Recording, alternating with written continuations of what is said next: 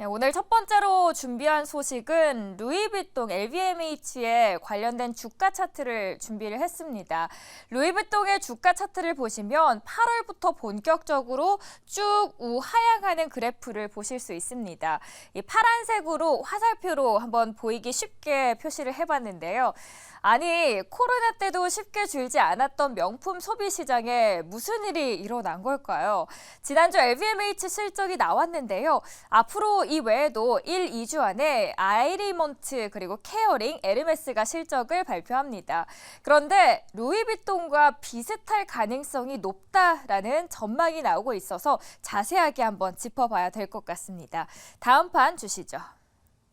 현재 글로벌 명품 시장의 분위기를 전해드리도록 할게요. 여러분들이 이 한 면만 보시면 각 외신에서 어떠한 논조로 이 시장을 바라보고 있는지 아실 수 있도록 제가 세 기사를 이렇게 각각 편집을 해서 모아봤습니다. 먼저 왼쪽에 보이는 기사의 제목부터 읽어보도록 할게요. 일면에는 다양한 명품 브랜드들이 쫙 나열되어 있고요. 제목에는 이렇게 써 있었습니다. Luxury sector in restrained mode라고 써 있었는데 이 restrained라는 단어 자체가 억제된이라는 표현을 하는 겁니다. 럭셔리 섹터, 고가의 섹터가 이제 절제 모드에 들어갔다라는 헤드라인인데 다시 말해서 이제 조금씩 명품 쪽으로 소비가 줄고 있다라는 거죠.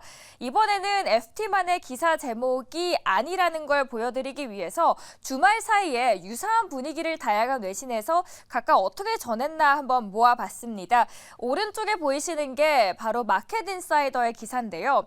제목은 Sign Consumers' High-End Spending Spree is Over라고 써 있어요. 이게 럭셔리 주가들이 지금 텀블링, 흔들리고 있다라고 표현을 했는데 왜냐? 뒤에 나와 있습니다. 이 빨간색 박스로 표현이 되어 있는데 소비자들이 스펜딩 스프리라는 거는 엄청 돈을 좀 흥청망청 지출이다라는 건데 is over, 끝났다라고 하고 있습니다. 그리고 그 아래도 저희가 앞서 본 루이비통에 대해서 언급하고 있는데 보이시는 단어가 LVMH가 is suffering, 그러니까 고통을 겪고 있다라는 것을 그대로 제목 속에서 표현을 하고 있습니다. 2020년 엔데믹, 이 팬데믹 이후에 명품 시장 성장률이 연간 20%에 달했는데 올해는 낙관적인 케이스에서는 8에서 10%, 비관적인 케이스에서는 5%를 증가를 전망하고 있습니다. 오른쪽 아래 기사는 첫 번째 문단을 이렇게 시작을 했습니다. 지난주에 이 미술품 옥션하우스인 필립스의 경매 실적은 상당히 실망스러웠다. 가격을 많이 낮춰야 팔리는 분위기였고 사실 과거만 보더라도 젊은 작가들의 인기 작품은 경매 추정가보다도 무려 3배 높은 가격으로 팔리는 게 일상이었는데 이제는 1.5배 수준으로 더 낮아지고 있다라고 첫 번째 문단에서 이야기를 하고 있습니다. 단순히 2020년 팬데믹 붐, 그러니까 언제 인상이 끝날지 모르겠다. 그러니까 현재를 즐기자라는 것에서 끝났다라고 보기에는 현재 시장의 분위기에는 그 이상의 무언가가 있다라고 외신은 보고 있습니다. 다음 판 보시죠. 이 백화점 MD도 초고가 핸드백들이 이제는 지나치게 비싸졌다라는 인식을 갖기 시작했습니다. 올해 5월에 샤넬이 가격 인상을 또 한 번 단행했었는데요. 이 보이시는 백은 여성들에게 가장 인기가 많다고 하는 클래식 라인의 플립백 가격입니다. 사이즈별로 다르긴 하지만 대략적으로 1,400에서 1,500만 원 정도까지 지금 올라와 있습니다. 백화점 MD들이 이제는 너무 비싸진 것 아닌가라고 생각할 만하겠죠. 슈퍼 리치들도 미술품을 구매할 때는 이 파이낸싱이라는 걸 하는데요. 다시 말해서 돈을 빌려서 투자하기 때문에 이자율에 굉장히 민감한 건 당연합니다. 그런데 물론 럭셔리 비즈니스는 이 경기를 타지 않는 슈퍼 리치의 소비에 의존하니까 큰 영향을 안 받을 수도 있겠죠. 물론 명품 소비는 상위 1%가 연간 20개 이상의 품목을 구매하고 매출의 4분의 1을 차지하니까 말이죠. 그런데 문제는 뒤집어서 이걸 생각해보면 슈퍼 리치들이 살짝만 소비를 줄여도 명품 업계에 큰 타격을 줄 수 있다라는 의미입니다. 최근 미국 시장의 분위기를 연관시켜서 한번 살펴볼까요? 다음 차트 보도록 할게요.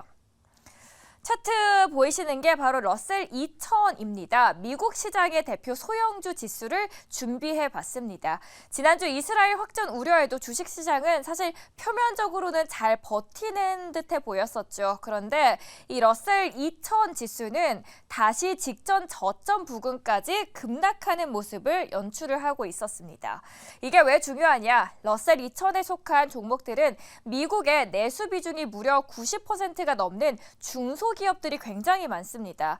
매크로 펀더멘털이 계속 취약해지고 있다라는 증거가 이것 때문이고요. 이 부분 함께 그래서 체크해 두시면 좋을 것 같습니다. 다음 기사 만나보도록 하죠. 이번에는 연준의 비공식 대변인이라고 불리는 닉 티밀하우스 기자의 트위터, 그러니까 X를 제가 팔로우하고 있는데요. 주말 사이에 올라온 글이 있어서 보여드리기 위해서 준비를 해봤습니다. 위에 경제가 어렵다와는 또 다른 전망입니다. 경제학자들이 오히려 미국 경제에 대해서 굉장히 낙관적으로 전망을 하고 있습니다. 그리고 닉 티밀하우스는 제가 한번 캡처본을 떠왔는데 이렇게 생기신 분입니다.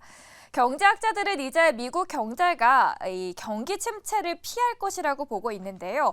그러면서 연준이 금리 인상을 끝내고 인플레이션이 계속 완화될 것이라고 예상하고 있습니다. 앞으로 1년 내로 경기 침체 가능성을 7월 평균 54%에서 보다 낙관적인 48%로 낮춰 잡았습니다. 그래서 이 박스 상단을 보시면 Economists lower recession probability below 50 아래로 내려갔다라는 겁니다.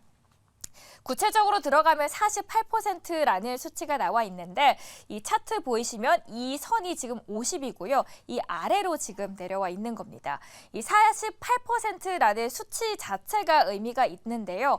작년 중반 이후에 경기 침체 확률이 50% 아래로 내려간 거는 이번이 처음이기 때문입니다. 그 요인들이 있는데 크게는 세 가지입니다. 먼저 첫 번째로는 인플레이션의 지속적인 하락, 두 번째로는 금리 인상을 마친 연준, 마지막으로 인상을 뛰어넘는 견고한 이 노동 시장과 경제 성장이 낙관론에 조금씩 힘을 실어주고 있습니다.